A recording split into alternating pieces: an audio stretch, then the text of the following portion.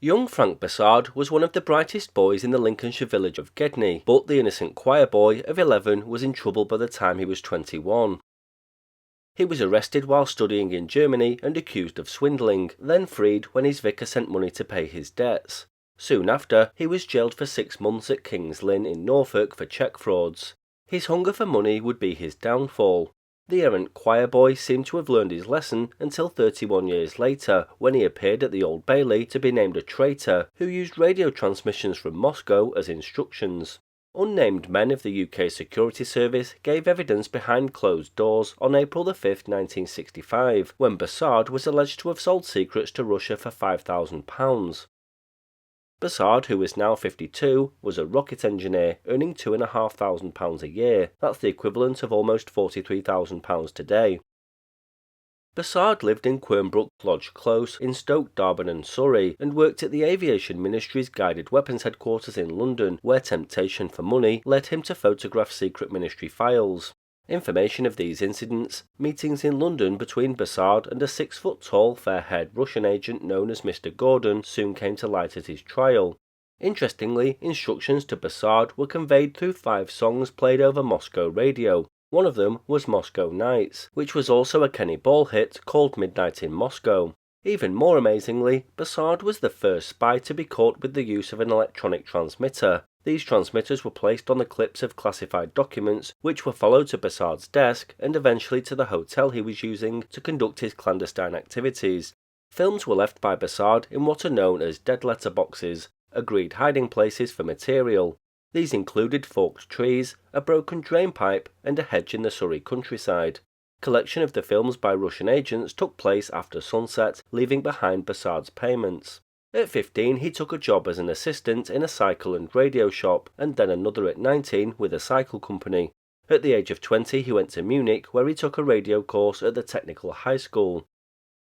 After a year, he returned to England and had a series of casual jobs until he was 21, when he obtained work in a radio factory. After 3 months, Bossard got a job with another firm as a radio engineer, which he held until December 1940. He left this to become a pilot officer in the RAF Reserve Radar Branch. He served in Egypt, Palestine and Aden until March 1946, when he was demobbed with the rank of flight lieutenant.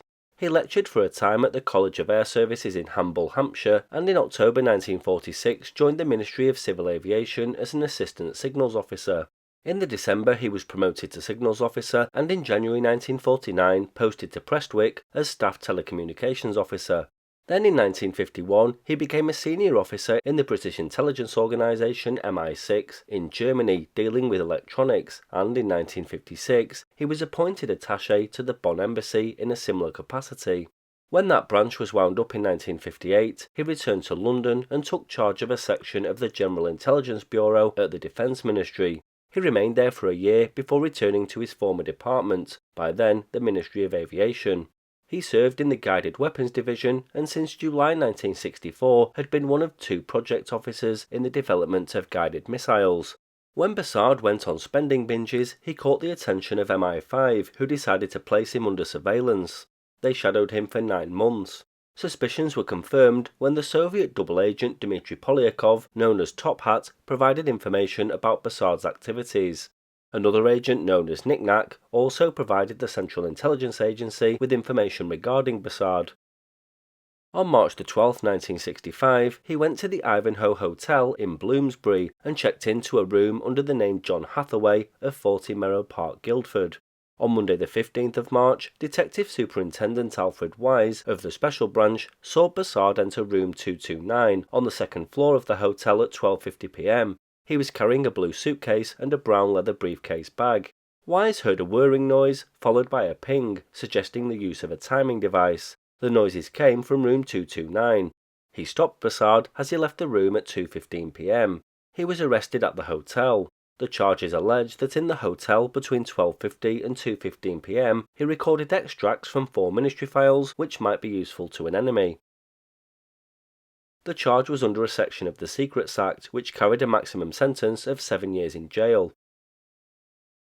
The superintendent said that Bossard told him, "I want to help you all I can. I hope my wife will be all right."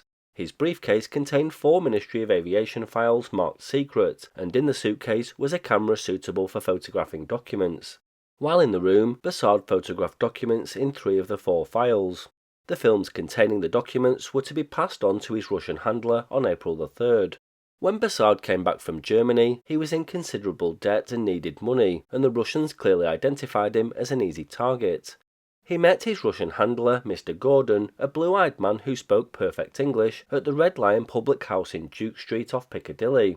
He got into conversation with Mr. Gordon about coin collecting, which he was interested in. When the conversation turned to technical translations, Bossard said he was fairly heavily in the red and wanted to get to work as a German to English translator. He agreed to meet Mr. Gordon at the Magic Carpet restaurant in Chelsea and later at the George Park Hotel in Holland Park. Mr. Gordon said he represented the Russian embassy and that the Russians would pay well for information. Bossard claimed he didn't give Gordon any information on this occasion, but that Gordon gave him £200 in £5 notes. He claimed he didn't tell Gordon where he worked, but he seemed to already know. Bossard agreed to supply information in light of his desperate financial state. Mr. Gordon gave him details of 2 dead letterboxes, one in a car park in West End Lane, Esher, instructing him to leave information concerning guided weapons on the first Sunday of October 1961 and again in December. It had to be left no later than half an hour after sunset. In January 1962, Bossard was instructed to collect something from a dead letterbox. He found some developed film and about £300 in cash. There was also a 6-inch long 35mm film strip which had to be read by magnifying glass, which contained instructions about further dead letterboxes. Bossard left material in February, April, June, August, October and December, and received payments in the following January, May and September. In the summer of 1962, Bossard was instructed to go to Chobham Station for a meeting with a man who would give a password. The password was, "Didn't I meet you in a French village?" The answer was, "In 1961 when I was in Lisbon," but the contact was not Mr. Gordon. He was dark-haired, about 5 foot 9 inches, and wearing heavy horn-rimmed glasses. The agent said he'd been unable to find a parcel which Bossard had left the previous night at East Clandon, Surrey. Bossard gave full details of where he'd left the parcel. A list of dead letterboxes was found in Bossard's possession when he was arrested. The dead letterboxes were changed from time to time between 1962 and 1964. There were 9 in total with 1 reserve. Each were known by a letter, A to C, E to I, and K and P. As an example, Box A was a broken drainpipe in a ruined wall on Red Hill Road, Chobham. It was half a mile along from the A3 through a gap in a fence leading to some woods. The drainpipe was 10 yards through the gap.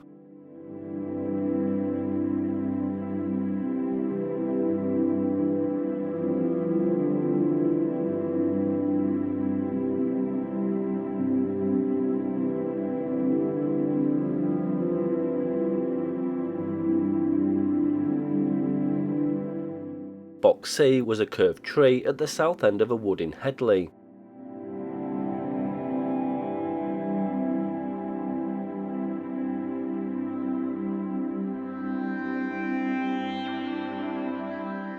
Box C was a triple-trunked birch tree, 3 paces from a litter sign, 300 yards along Martyrs Lane in Woking.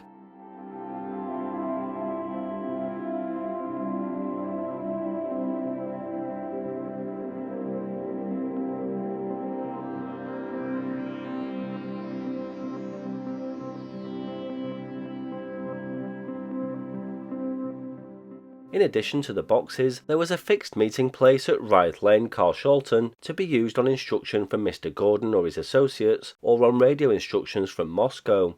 At the fixed meetings, Bossard was to carry a copy of Time magazine and wear a black and yellow scarf. When challenged, he was to say, "I was in Lisbon in 1961. Bossard got his last payment, £2,000, on January 2nd, 1965. It was all in £5 notes and was left at a dead letter box in Blackheath. He claimed he'd received altogether £5,000 from the Russians over the previous 4 years. He paid off some loans on his car and banked the remaining £1,200. Bossard said that his wife Eileen believed he was still working for British intelligence and had no knowledge of his activities. After evidence by police and security men, Bossard's solicitor, Mr. Victor Lissac, said he would not give evidence or call witnesses. Bossard would reserve his defence, but so that it may be of assistance to the prosecution. He pled guilty and was sent for trial. This is how Bossard got his radio instructions from Moscow. At 7:45 each morning and 8:30 each evening, on the first Tuesday and Wednesday in each month, he was to listen to certain specified shortwave transmissions. 5 songs were to be used. Moscow night signified all was well.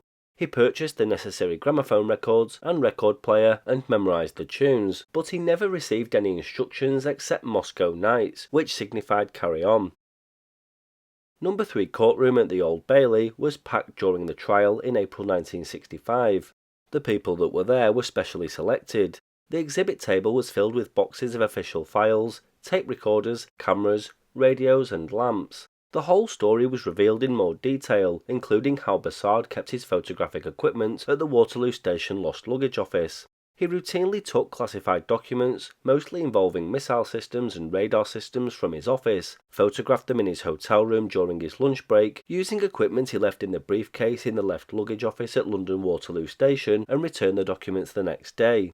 The Moscow Nights record and a gramophone were also found at the hotel room, along with diaries for multiple years, a burnt match head, and partially destroyed film. At his house they found a high-end portable transistor radio and headphones on a shelf in the kitchen. Ironically, they also found a copy of the Official Secrets Act signed by Bossard. His house was put up for sale in May 1965.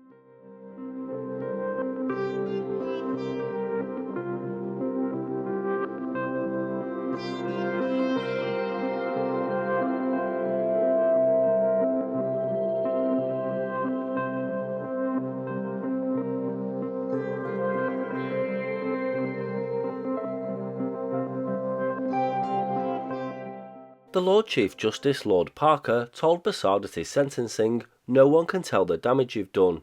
He jailed Bossard for 21 years and said that if he was younger and hadn't shown the level of remorse he did, the sentence would have been significantly longer. The sentence was not only prescribed to serve as a punishment to Bossard, but also to function as a deterrent to others thinking of doing the same. After being released early from prison in early 1975, Bossard changed his name to Frank Russell Clifton and found employment with Bird & Clark, a firm of solicitors. His marriage to Eileen effectively ended when he went to prison, and he soon remarried upon his release. He died of natural causes in Hull on the 19th of June 2001.